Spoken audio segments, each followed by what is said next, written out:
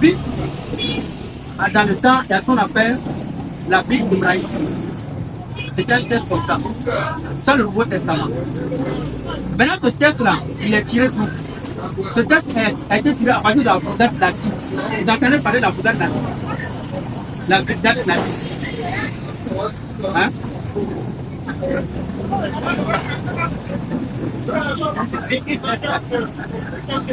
La Vulgate latine, c'est à partir de ce codex-là, la Bible a écrit. Et qui a écrit, ça s'appelle Jérôme. Il était à Rome. Vous comprenez un peu? Bon, il y a ces dates, il y a tout ici. Mais je ne vais pas vous donner les dates, tout ça, dans la carte. Vous avez déjà entendu parler de Damas Ier. L'évêque Damas.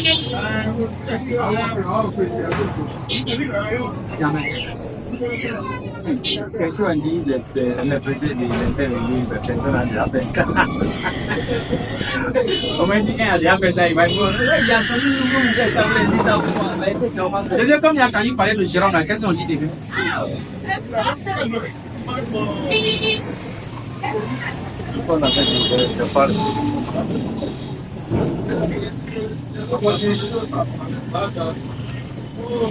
La Vulgate latine de Jérôme, ça a vu avec ce qu'on appelle les codex. On avait un seul codex. Commencement. On appelle ça le codex d'Alep. Alep, c'est Alper Syrie. C'est ce qu'on avait. Maintenant, ce codex a été écrit par celui qu'on appelle Abu Saïd. Vous avez entendu parler de lui? Abu Saïd. On a entendu parler des textes maçonniques. Les textes maçonniques. Maintenant, vous avez entendu parler des textes proto-maçonniques. C'est ça qui est. Voilà. C'est ça que les textes d'Alep là. On appelle le codex d'Alep. Ça là, ce texte là, ce codex là, ça ce qu'on appelle codex. Un codex c'est quoi? Un codex c'est quoi? C'est un fond de dire que non c'est écrit par la main. C'est ce qu'on appelle un codex. C'est pas maintenant quand il y a l'imprimerie là, non, pas d'avant.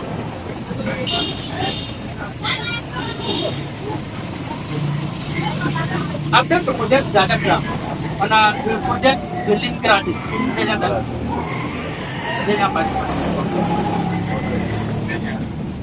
Le codex de Leningrad. En fait, le codex d'Alep avait des manquants. Donc il fallait combler ces manquants-là. On a comblé, c'est ça qui est devenu le codex de Leningrad. Là, on dit, ben, ça a été écrit en Égypte. Ça se passe en Égypte. Au Caire. Là-bas, pas en Israël. Ça se passe en Égypte. Maintenant, on continue.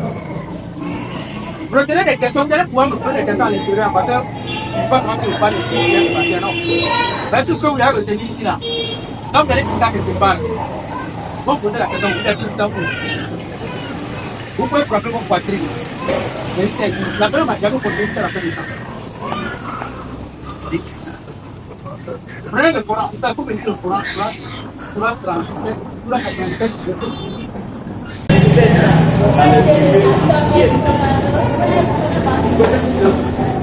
le premier d'Abraham. Voilà. Je viens de vous dire que non. Le Coran nous fait savoir que Abraham, il avait des feuillets. Souvent Ibrahim, Moussa. Abraham a vécu où? Où il a vécu? Voilà, actuel. Voilà. Or le codex d'Alep là, ça se trouve où? En Syrie. Est-ce que vous avez déjà entendu parler des écrits sumériens, de Sumer? Les écrits sumériens. Voilà. Plus de 3500 ans avant Jésus-Christ. Les écrits sumériens sont vers où? Vers la Mésopotamie. Les écrits sumériens, c'est eux qui racontent les histoires de la Genèse. Eux, pas d'attente. On vous a appris que non, l'écriture a quitté l'Égypte, non? C'est faux. L'écriture a quitté depuis Sumer. Les Égyptiens, eux, ils ont importé ça. Parce que les écritures sumériennes étaient perdues. Maintenant, c'est les Égyptiens maintenant qui ont pris la relève. C'est à cause de ça que vous allez voir que non, les écrits sumériens parlent d'Adam et Ève. Vous comprenez maintenant, non? Maintenant, alors, subhanahu wa ta'ala nous dit qu'il y avait des frères d'Abraham. Or, Abraham avait pu faire Mésopotamie. Or, la Bible, le premier codex de la Bible se trouve où? En Syrie. Or, Syrie, Irak, Mésopotamie, tout ça c'est la même chose. Alep, dans le temps. Ok, on continue. Maintenant, vous allez voir que, quand vous posez la question à un chrétien, qui a écrit la Genèse? Il vous dit quel nom? Oui. Maintenant, quand vous dites, donnez-nous la preuve que c'est Moïse qui a écrit la Genèse. Est-ce que vous avez déjà donné une preuve? Un verset. Je vais raccourcir. Vous savez pourquoi? C'est parce que la Genèse, ce qui se trouve dans la Genèse, c'est d'Adam là. Les écrits sumériens, eux déjà, ils avaient ça. Maintenant, les écrits sumériens qui parlaient d'Adam là, ils ont eu ça où? Avec les prophètes. Qui? Vous ne le savez pas. Il est failli. Vous ne le savez pas. Vous avez vu ça où?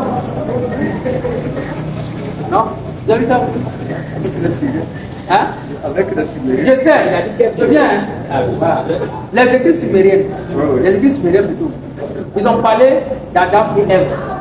Oh, vous parlez d'Adam et Ève là, ça doit être une révélation. N'est-ce pas? Voilà. Maintenant, alors que là-bas là, est-ce qu'ils avaient des prophètes? Les écrits sumériens c'est des païens. Les Sumériens c'est le paganisme. Ils ont eu ça où?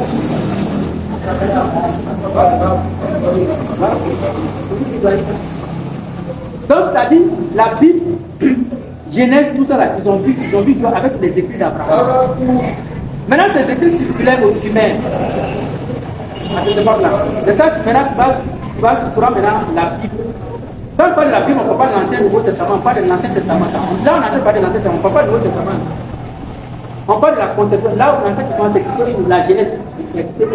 Parce que quand on parle de l'Exode, tout ça, c'est les activités de Moïse. Quand on parle de Lévitique, c'est les activités de Moïse. Mais quand on parle de la Genèse, là, on ne parle pas de Moïse. Maintenant, où est-ce que les chrétiens ont vu la Genèse? Ils ont vu ça dans les écrits sumériens. Alors, les écrits sumériens sont issus de quoi? Dans les écrits Ibrahim.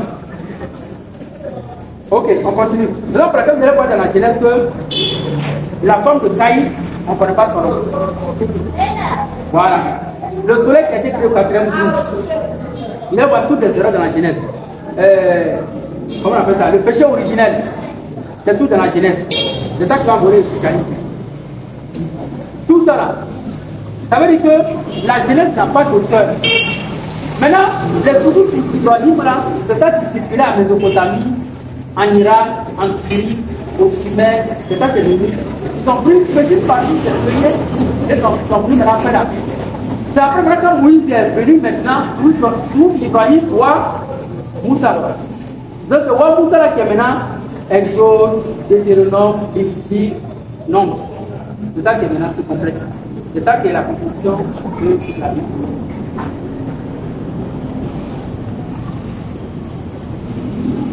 Est-ce que vous avez déjà entendu parler de la Septante? Hein? C'est quoi la Septante? La première Bible grecque. Première Bible grecque. Voilà. Ça veut dire que c'est une tradition en grec. Voilà.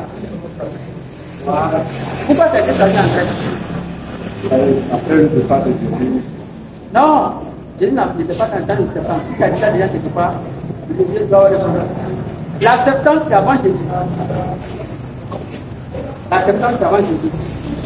La Septante, c'est quoi là en grec? 72. 72 juifs.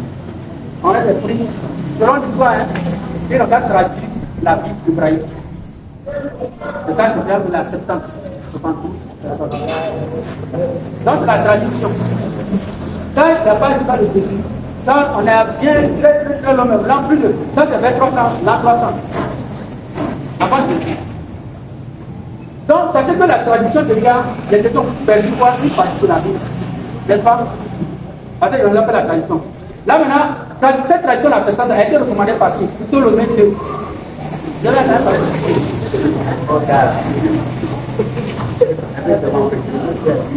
Voilà. Ptolémée II.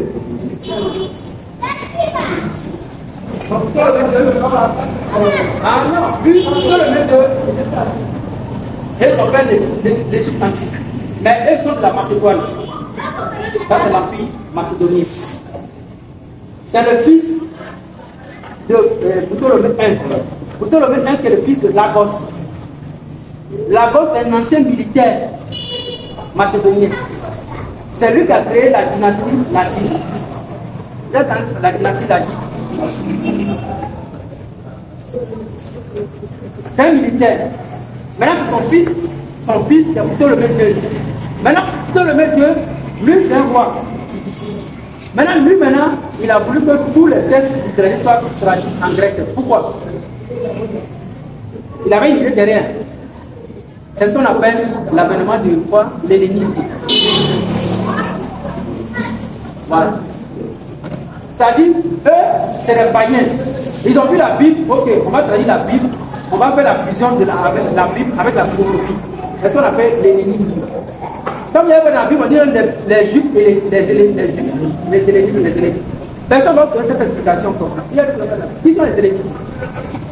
Il y a plein de dictionnaires, c'est les Juifs convertis. Non, ils ne sont pas convertis.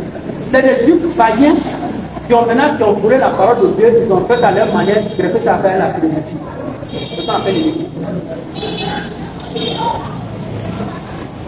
Bon, il y a des informations à vous donner encore là-bas. Je ne pense pas trop.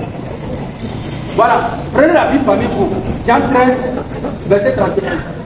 Lorsque Judas fut sorti, Jésus dit, maintenant le Fils de l'homme a été glorifié et Dieu a été glorifié.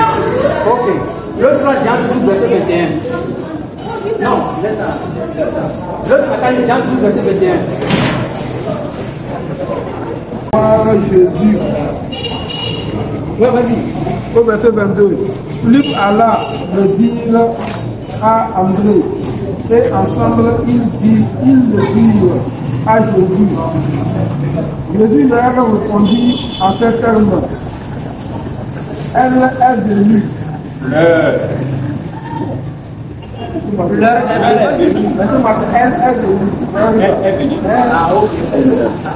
L'heure où le Fils de l'homme doit être glorifié. Ok, c'est bon là-bas. Livre 2, verset Jean 13, verset 31. Lorsque Judas fut sorti, Jésus dit, maintenant le Fils de l'homme a été glorifié. Vous l'avez entendu, non? Dans les deux versets, il est question de le Fils de l'homme a été glorifié. C'est-à-dire, les Grecs sont venus voir Jésus. Et ils disent, ah, le Fils de l'homme a été glorifié. Pourquoi? C'est bien comme ça, les Grecs sont venus voir Jésus. Et quand ils sont partis, le Fils de l'homme a été glorifié. C'est ce que je vous dis ici là. C'est-à-dire que non, les Grecs, c'est à partir de là maintenant, les Grecs, c'est-à-dire quand le Fils de l'homme a été glorifié, par Jésus, les Grecs vont faire leur philosophie grecque, vont présenter un Jésus grec, un Dieu grec, tout est grec, il faut que ça soit grec, c'est là ça. Sinon ça ne sert à rien pour poser là comme ça, les Grecs sont venus le voir.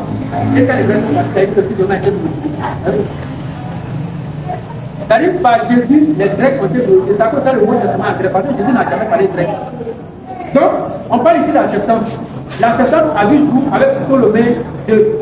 Ptolémée II, qui est un roi, lui, il a voulu voir fusionner la philosophie grecque avec la parole de Dieu. C'est à cause de ça vous allez voir un Jésus qui est Dieu, il est prophète, il est homme, il est tout. Ça, c'est la philosophie grecque, il a fait la parole de Dieu. Le Nouveau Testament se fait en grec parce que Jésus n'a pas parlé de grec. Ouais, un peu non. Voilà. Vous avez déjà entendu parler du Targum. Le Targum. Ouais. Voilà. On dit le Targum de Jérusalem et le Targum de Babylone. Le Targum, en fait, c'est la tradition de la Bible en arabe, de la Bible hébraïque en araméen. C'est-à-dire quand les Israélites étaient à Babylone, à leur retour, ils avaient perdu leur langue. Tout a devenu araméen. Alors que la Bible, la Septante, c'est en grec, en hébreu. Donc eux là, ils ne peuvent pas comprendre. Ils avaient trouvé ça dans Néhémie 8, 4 à 6, où ils ont mis Esdras dedans. Voilà. C'est à ce moment qu'ils ont commencé à composer le temps. Retenez bien les questions. Hein. Ok, c'est ce qu'on appelle le Talmud. Qu'est-ce qu'on appelle le Talmud? Le Talmud. Vous avez déjà entendu parler du Talmud?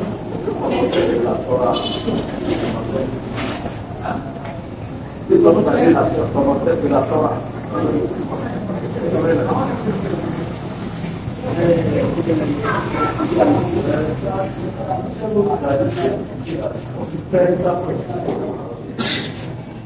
Le Talmud, comme l'a dit le vieux, en fait, le Talmud, c'est la discussion des Juifs déterminée dans un livre. Vous allez voir, tout ce qui est comme discussion des Juifs, on va dire la parole de Dieu, moi, se laisser dire là, moi, il voit ça comme ça, comme ça, comme ça. L'autre, moi, ça va comme ça, comme ça. C'est tout ça qui a été répertorié dans un livre, c'est ce qu'on appelle le Talmud. Comme la dit. Ouais. Mais si on dit par exemple des hadiths, c'est des propos du prophète, et ne mettez pas, je ne sais pas les autres choses comme ça. Pas pareil. Le Talmud comme explication, c'est les discussions des Juifs répertoriées dans un livre. Ça n'a rien à voir avec la parole de Dieu, mais c'est un peu l'explication de la parole de Dieu entre eux-mêmes. Donc, c'est ça qui va t'attendre. Donc, voilà, on peut quitter là. Voilà, c'est tafsir. C'est tafsir. Voilà. Tafsir public. Voilà. Vous comprenez le mot tafsir, non? Tafsir vient du verbe pasara. Explication. Voilà. Vous connaissez la Mishnah? La Mishnah. En fait, la Mishnah, c'est la loi des Juifs. Selon moi, peut-être je pense que ça doit être une loi comme ça. Mais on n'a pas validé ça. Tu peux le dire, tu peux le dire. Voilà. C'est ce qu'on appelle la Gemara. La Gemara. Voilà. La Gemara, c'est toutes ces lois-là. Selon toi, tu peux dire que c'est la loi, mais ce n'est pas parfait. La Gemara, c'est un livre dans lequel on a tout, c'est-à-dire on a tout examiné. Ah, maintenant c'est bon, c'est une vraie loi, mais expliqué. Donc, la Mishnah, c'est l'avènement de la loi, mais la Gemara, c'est la perfection de cette loi-là, et puis on en valide. C'est ce qu'on appelle la Gemara. Voilà à peu près.